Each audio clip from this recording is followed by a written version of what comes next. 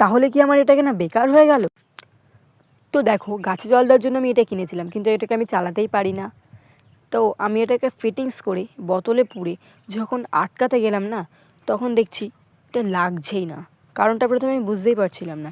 তারপরে দেখি এর ভিতরের পাইপটা ব্যান্ড হয়ে গেছে। এটাই মনে হয় তার কারণ। তারপর আমি নিয়ে আসলাম এরকম একটা বড় 1 লিটারের বোতল।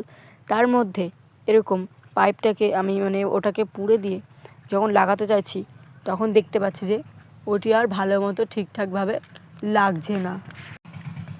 তারপরে আমি এটাকে ভালোভাবে পর্যবেক্ষণ করে দেখতে থাকি। দেখতে দেখতে দেখতে পাই এর ভিতরে একটি ওয়াশার আছে। আমি তো তখন একদম অবাক হয়ে যাই। আমি বুঝতে পারি এটাই ওই না লাগার মূল কারণ। তারপর আমি একটা সেফটি পিনের সাহায্যে ওই ওয়াশারটিকে খুলে ফেলি। তো তারপর আমি দেখতে পাই এর মধ্যে মোট 2টি ওয়াশার ছিল।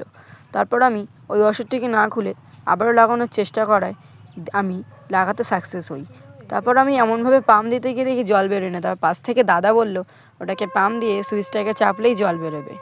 তো আমি তো অবাক হয়ে গেছি। টাটা টাটা বন্ধুরা।